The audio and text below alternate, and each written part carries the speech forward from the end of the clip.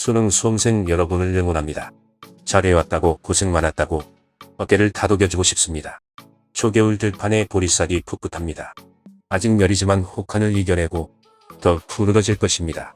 늘 곁에서 품어주고 이끌어주신 부모님과 선생님들의 수고가 더욱 빛나는 시간을 만들 거라 믿습니다.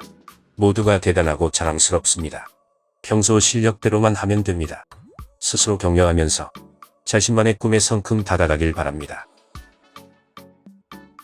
김명수 합참회장 후보자가 지난 3년간 업무 시간에 5,700만 원의 주식 거래를 했다고 합니다. 국민의힘에서 금액이 적어서 문제가 없다고 하는데 이 인간들은 정말 야비한 쓰레기들입니다. 어떻게 이런 인간들만 골라서 임명하는지 윤석열의 선구안도 대단합니다. 여기에 더해 자녀 학교폭력과 북한 미사일 쏜날은 주식거래, 서해 피격 사건 때는 골프장 아들이 갔었다고 합니다.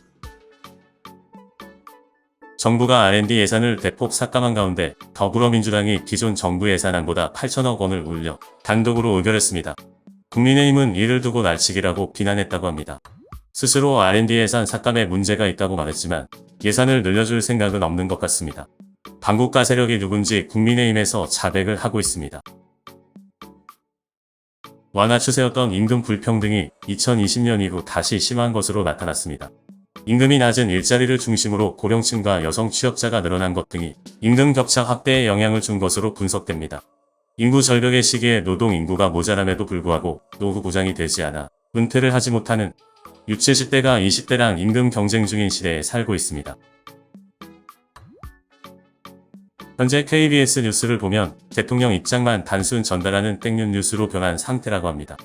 반면 MBC와 SBS, JTBC는 정부 정책의 우려점 등을 다양하게 보도하는 모습과는 대조적입니다. 심지어 TV조선도 정부 정책의 비판 보도를 내보내는 상황인데 지금 KBS 뉴스는 TV조선보다 더 못한 수준입니다. 스스로 시청료 폐지의 정당성을 증명하고 있습니다.